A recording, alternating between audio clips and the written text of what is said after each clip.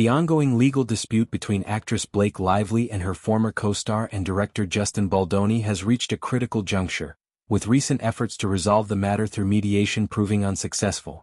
The two parties, who previously collaborated on the film adaptation of the popular novel It Ends With Us, have been embroiled in a high-profile conflict that involves serious allegations of misconduct on set and subsequent countersuits. Despite a mandated mediation session overseen by a federal magistrate judge, no agreement was reached, leaving the case poised to proceed toward a full trial.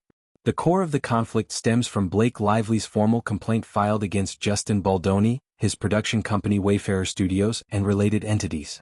In her lawsuit, Lively accuses Baldoni of sexual harassment and retaliation during the production of the movie. She claims that his behavior on set was repeatedly inappropriate, crossing professional boundaries in ways that made the working environment uncomfortable and hostile.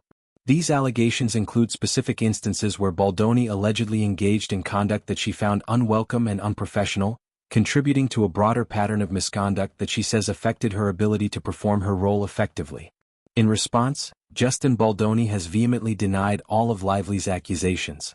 He and his legal team have portrayed the disagreements as stemming primarily from creative differences rather than any form of harassment or retaliation. Baldoni's side argues that disputes over directing choices, script interpretations, and overall vision for the film were misinterpreted or exaggerated into claims of misconduct.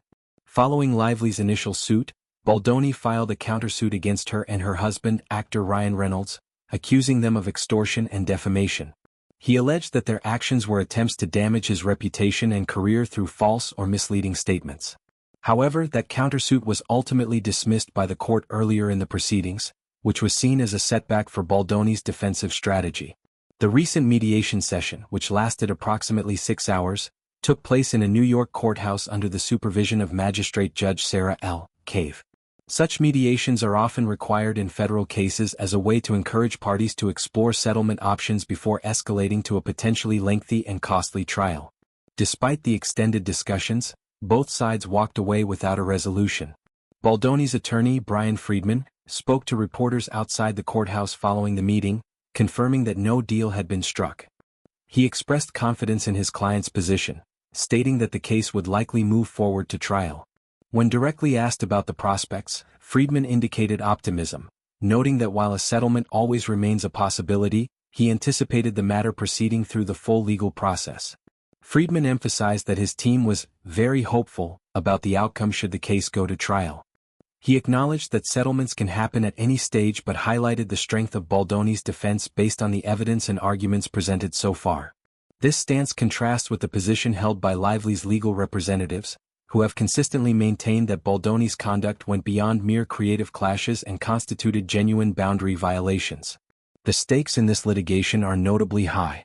Lively is reportedly seeking damages exceeding $160 million, a figure that reflects not only potential compensatory amounts for alleged emotional distress, reputational harm, and other impacts but also punitive elements intended to address the severity of the claims. Such a large sum underscores the intensity of the dispute and the significant consequences it could have for all involved parties if the case reaches a verdict.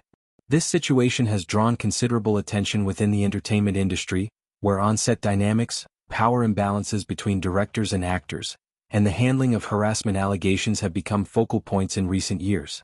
The film It Ends With Us, based on Colleen Hoover's best-selling book, was a major commercial success, but behind-the-scenes tensions have overshadowed much of the positive reception. The public nature of the filings, denials, and now the failed mediation has kept the story in the headlines, prompting discussions about workplace standards in Hollywood productions. As the case advances toward trial, both Lively and Baldoni will likely continue to prepare their respective arguments, gather additional evidence, and potentially engage in further depositions or discovery processes. The outcome could set precedents for how similar disputes are handled in the future, particularly in cases involving high-profile talent and allegations tied to creative environments. For now, the lack of a settlement means the conflict remains unresolved, with all parties bracing for the uncertainties and rigors of courtroom proceedings.